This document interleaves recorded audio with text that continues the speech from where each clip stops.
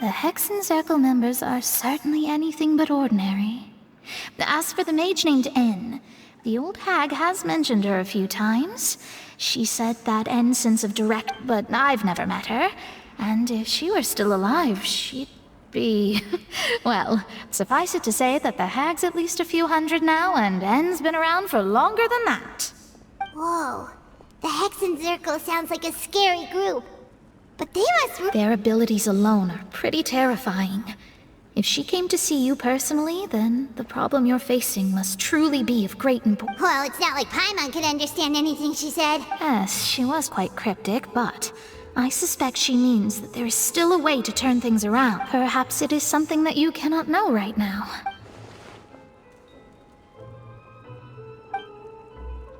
Traveler, Paimon, are you two all right? Oh, we're fine. We're just a little down right now. It kind of feels like the end is coming, you know? I see. I feel that same sense of desperation, too. I guess you could consider me someone who has often witnessed fate. So far as I have seen, it cannot be swayed. But even so, I still hope for. Perhaps that's what N was trying to tell you. I did originally think of steering clear of all this, but I couldn't. Huh. You do have a point. There I go, talking about astrological principles again. Sorry about that. It was worth trying to comfort you, even if I suppose that might be why we always seem to meet by coincidence. Paimon feels kind of moved by what Mona said. But, hey Traveler, Paimon suddenly feels like going outside for a walk. Let's walk around the city, shall we? There's a few spots we always like to walk by.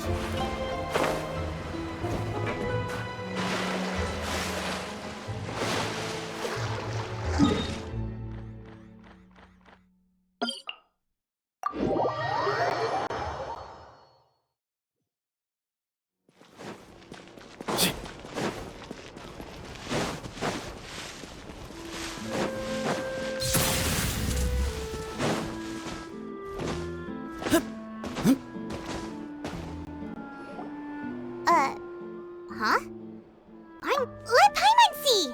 The underwater stronghold, the Fortress of Meripede, has continued my recent attempts to enter the fortress bore little fruit. Thus, did an Outlander friend become the focus of this report.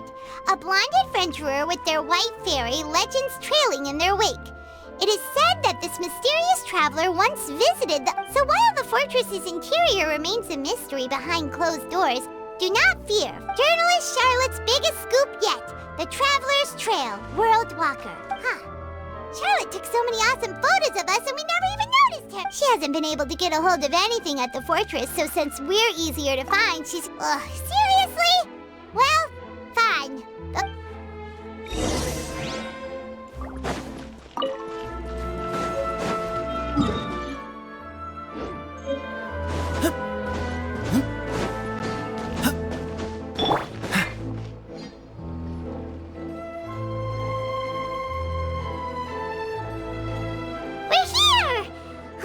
Paimon's hungry.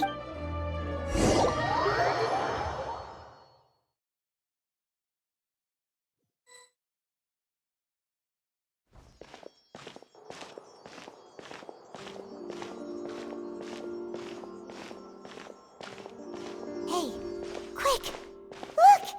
That's the limited edition, only 16 slices a day cake! It was so delicious the last time we tried it, despite the... One slice of cake, please. Someone showed up after all! Oh, wait, you're the one from the Palais Mermonia. Oh, are you here to buy cake too? It seems Monsieur Nervalette was right. You really can eat. Wait, did he really say something like that? That's right. Even he has his own preferences when it comes to food. As for me, I love the cake and coffee here. Do you come here often? Usually every day.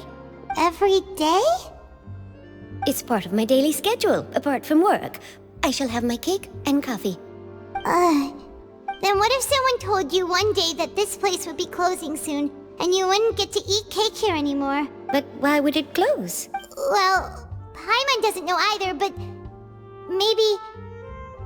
Oh, the prophecy.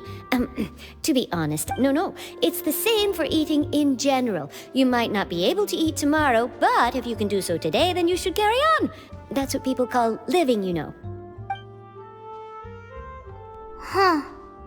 Don't be sad. Excuse me, could I have 2 more slices of cake to go? These 2 slices are for you. Sijuin said that this kind of expression you're making is what humans call being sad. Oh, you know Sijuin? I sure do. She was born before me, and she sometimes comes to the surface to teach us things about humans. She said that humans are creatures that are saddened easily, yes, and you can only lift their spirits by feeding them delicious food. So please try the cakes here. I've got something else to do, so I'll be going now. You two try to stay in a good mood after eating, all right? Bye.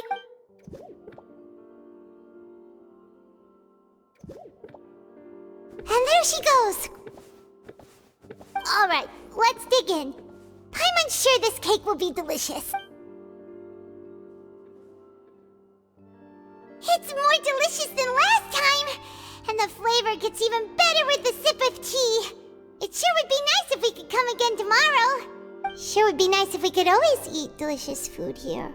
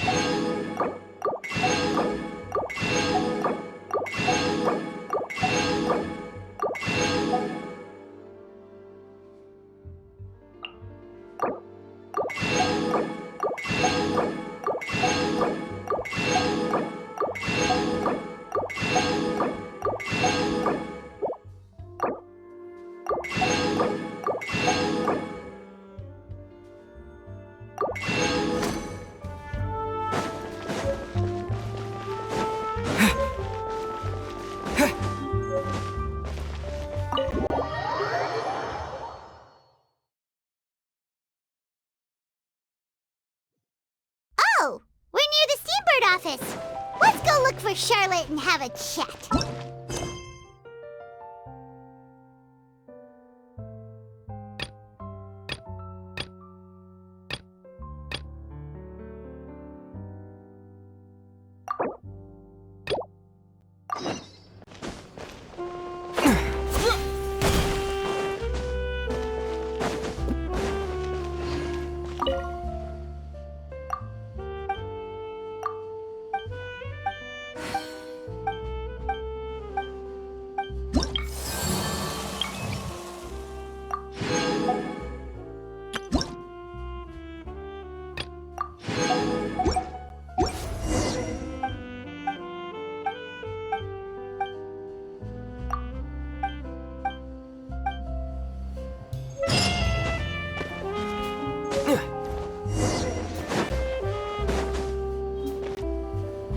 Wow!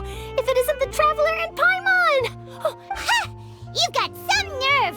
You just used us to make some quick... Oh, you needn't worry about that. I heard that you were in Poisson some time back, so I sent you a letter to discuss just that. It appears you didn't receive it, though. It's all right, though. I've set aside the amount intended for you. Have you... Really? You're almost a little too easy to win over, Paimon. If I were a journalist with ulterior motives, you'd be in trouble now. Oh, Paimon knows you're not like... Still, what brings you here all of a sudden? Were you looking for me? A friend of ours met you a while back, and when she mentioned it, we thought of coming to see you. Her name's Mona. Ah, so you know Miss Mona as well. She's a guest columnist for our paper. Really good one, too. She's so young and already such a brilliant astrologer. So she mentioned me? What did she say? She said that you're a real daredevil of a journalist. Nice. In which case, can this daredevil journalist dare to request an exclusive interview with the legendary Traveler and Paimon? Huh? So your article in the paper today doesn't count? Oh, of course it doesn't. That was more like live photography. What I'd like to do is dive deeper and ask you to talk about the things you've seen and Yeah, are we even qualified enough? Why not? If I say you're worth an interview, then you're worth it. But not right now, of course. I'll need a few days to prepare. Oh, that case, we'll just chat when you have the time then? Oh, so that's a yes? Ooh, splendid! I'll tell the editor-in-chief immediately. I'll have to apply for lighting, a venue, some props, and...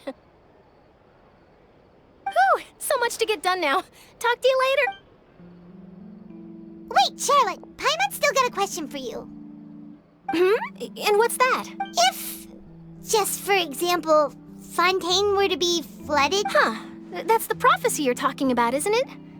I mean, I do hear about it often, but I've never once thought that the day could be tomorrow. If you're seriously asking, then I might try and think of a way to leave Fontaine. Oh, but I'm still a journalist first and foremost. That means I have a duty to be reporting from the scene. And secondly, I wouldn't forsake my homeland that easily. From what I've seen, most people don't know what they'd do should the... So in all likelihood, I'd probably still be prepping at the office for that interview of ours. I know what you're thinking. That sounds a bit sad, but just think about it. If this nation really were to be suddenly destroyed tomorrow, and then do you know what I'd do? Well, I'd write that story, send it for print. I'm not a dreamer, nor am I a workaholic.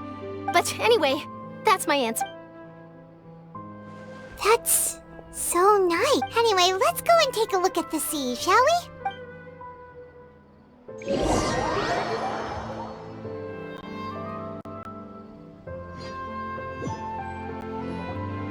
The sea breeze and scenery can be a pretty soothing combo, huh? Paimon's been thinking. If it wasn't Fontaine, but all of Tevat, no, Paimon should ask if you could choose. We've always been moving to the next destination, so we haven't spent much time thinking about these kinds of things. You mean, still traveling? Huh. Wait, isn't that what we've always been doing?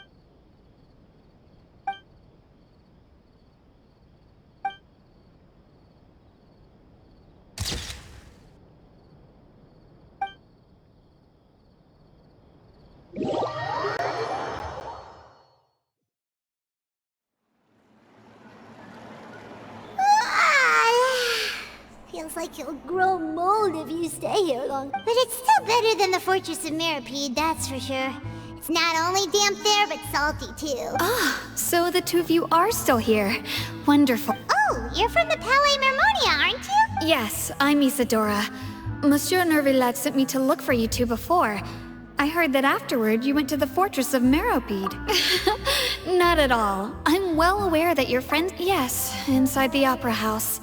The Maréchaussée Phantom has declared the incident a small-scale riot. A riot? Well, that said, Lady Farina was watching a performance at the Opera House, and while she was resting during an intermission, loudly accusing her of doing nothing about the prophecy and before she could respond, others started to join in. The crowd continued to grow, and protests against the Hydro Archon started to break out. So people have started to put the blame on Farina.